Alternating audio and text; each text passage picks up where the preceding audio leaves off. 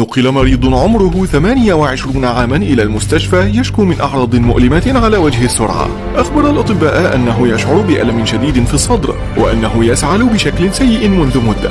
أدرك الطاقم الطبي على الفور أن الوقت عامل حاسم، فأجروا للمريض تصويرا بالأشعة السينية.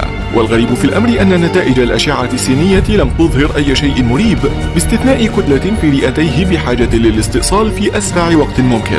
لم يكن خبرا سعيدا للمريض بكل تأكيد، لكنها لم تكن حالة جديدة أو غريبة بالنسبة للأطباء، لكنهم غيروا رأيهم بعد الجراحة لسببين اثنين. أولهما أن العملية كانت أصعب بكثير مما توقعوه في بداية الأمر، وثانيهما أن شكل الكتلة التي أزالوها من المريض غير عادي. وعندما أرسلوها إلى المختبر للمزيد من الفحص زادت حيرتهم. كانت الكتلة عبارة عن شجيرة تنوب صغيرة. اعتقد الأطباء الذين شاركوا في الجراحة أن الرجل لا بد وأنه ابتلع بذرة استقرت داخل الرئة، وبعدما نمت البذرة إلى شتلة بدأت تدمر الأنسجة المحيطة بها، مما تسبب له بآلام الصدر والسعال. ومع انتشار قصة هذا المريض وضعها العلماء ضمن فئة القصص الغامضة، ولم يتقبلوها بسهولة، وقالوا إنها محض اختلاق في الغالب. فمن ناحية تحتاج معظم النباتات إلى الكثير من ضوء الشمس للنمو، وهو ما لا يتوفر داخل رئة البشر. ومن ناحية أخرى إذا كان الأمر بتلك البساطة لكان لدينا جميعا نباتات تنمو بداخلنا، إذ ليس من النادر أن نبتلع البذور الصغيرة من حين لآخر، أليس كذلك؟ لم تكن هذه القصة الوحيدة التي حيرت العلماء عن النباتات التي تنمو داخل رئة بشرية. في عام 2010 دخل رجل من ولاية ماساتشوستس إلى المستشفى يعاني انهيارا رئويا، ومجددا لم يكن الأمر مفاجئا للأطباء، لا سيما وأن المريض لديه تاريخ مرضي بالفعل بسبب مشكلات سابقة في التنفس، إلا أنهم اكتشفوا وجود كتلة داخل رئتيه أزالوها فورا. وكان ما اكتشفوه مفاجئا على غرار شجرة التنوب، نبتة بازلاء صغيرة. هذه المرة افترض الأطباء أن الرجل ربما تناول حبات البازلاء على العشاء، لكن إحداها ضلت الطريق لتستقر في الرئة بدلا من المعدة، وبمجرد وصولها إلى الرئة بدأت البازلاء تنمو وتزدهر.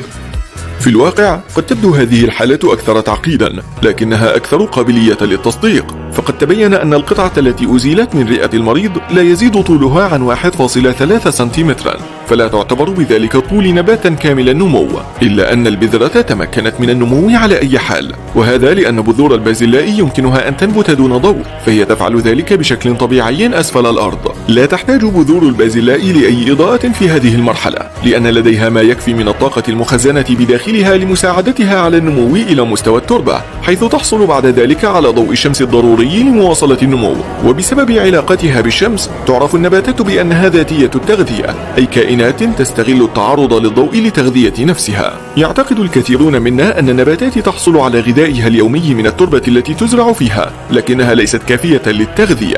تحتاج النباتات إلى ضوء الشمس والماء والغازات في الهواء لإنتاج الجلوكوز، المادة التي تتغذى عليها. تعرف هذه العملية بالبناء الضوئي، وتقوم بها كل النباتات والطحالب، وحتى حفنة من الكائنات الدقيقة مثل البكتيريا الأرجوانية الكبريتية.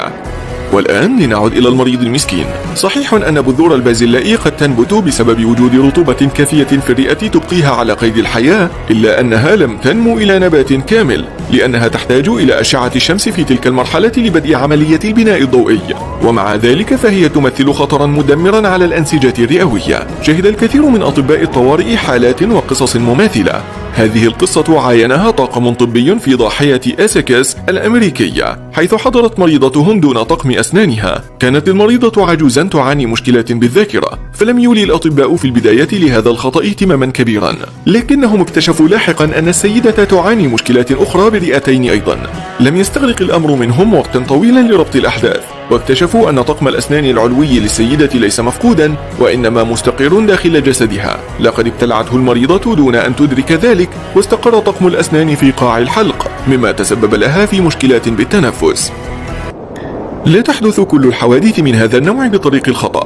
أراد رجل في بريطانيا أن يقدم لخطيبته خاتم الخطوبة الذي تحلم به، لكنه لم يمتلك المال الكافي لذلك. ثم توصل الرجل إلى ما اعتقد أنه خطة ذكية. ذهب إلى محل المجوهرات وانتظر حتى انشغل البائع عن الخاتم لجزء من الثانية. انتهز الرجل الفرصة وابتلع الخاتم فورا، لكن الحيلة لم تنطلي على صاحب المحل الذي اتصل بالشرطة، ومع استخدام أجهزة كشف المعادن اعترف الرجل. أدخلوا العاشق الرومانسي إلى زنزانة وجلسوا ينتظرون حتى يعيد الخاتم إلى صاحبه الأصلي. بالتأكيد ليس هذا هو الدافع الوحيد الذي قد يدفع أناسا إلى ابتلاع المجوهرات. جاءت امرأة ذات مرة إلى قسم الطوارئ تشكو مغصا شديدا بالمعدة. لم تكن تظهر عليها أي علامات غريبة، بل على النقيض من ذلك كانت امرأة متوسطة العمر أنيقة وبالغة التهذيب، ولم يكشف الفحص الطبي عن أي شيء مريب بخصوصها. لكن الأشعة السينية اكتشفت شيئا عجبا. عندما فحص الأطباء صور الأشعة كانوا في حيرة من أمرهم. توجد مجموعة كبيرة من المجوهرات عالقة داخل معدة المرأة وأمعائها. سألها الأطباء عن كيفية دخول كل هذه المجوهرات إلى جسدها، فكانت إجابتها صادمة. قالت إنها أرادت أن تبقي مجوهراتها في أمان بعيدا عن زوجها، فهي تعتقد أن زوجها يسرقها منها ويهديها إلى نساء أخريات. يا له من رجل سخي. وحكى طبيب آخر عن مريض حضر إليه وغطاء زجاجة عالق في حلقه. المشكلة أنه لم يكن يدرك وجود هذا الجسم الغريب بداخله، بل اكتشفه أثناء الفحص الدوري. لحسن الحظ لم يحتج المريض إلى جراحة لإخراج الغطاء، بل تمكن الأطباء من إخراجه باستخدام شبكة طبية صغيرة. وأثار الأمر فضول الأطباء، كيف علق غطاء زجاجة في حلق هذا الرجل دون أن يدرك ذلك؟ وكانت إجابة الرجل بسيطة. تذكر الرجل أنه شرب الماء من زجاجة ذات مرة منذ أيام، لكنه لم يعثر على غطائها، فتجاهل الأمر وانغمس في مهامه العادية لبقية اليوم. في مناسبات أخرى ندفع ثمن كل الأشياء الخاطئة التي نفعلها ونحن صغار بعد سنوات وسنوات. وهناك امرأة عمرها 30 عاما تعلمت هذا الدرس بأصعب الطرق عندما انتهى بها المطاف في غرفة الطوارئ بأنف محتقن. جربت الكثير من الأدوية بلا جدوى، لذا خضعت للفحص على يد متخصصين، ومن النظرة الأولى أدركوا وجود بعض الأنسجة الملتهبة داخل الأنف حول جسم غريب. وبدا أيضا أن هذا الجسم الغريب مستقر في مكانه منذ وقت طويل. لم يتمكن الأطباء من معرفة ماهيته، لذا أدخلوها إلى غرفة العمليات على الفور وأزالوا الجسم الغريب وأرسلوه إلى المختبر، وتبين أنه جزء صغير من مادة تشبه الورق. وبعد استفسار المريضة تذكرت أنها كانت تحشر الورق في أنفها عندما كانت صغيرة، لكنها كانت متفاجئة وكذلك الأطباء من بقاء تلك القطعة الورقية الصغيرة داخل أنفها لأزيد من 20 عاما. بعض عمليات استخراج الأجسام الغريبة من الجسم أكثر تعقيدا من غيرها. انتهى المطاف بطفل في غرفة الطوارئ بعدما حشر لعبة أخيه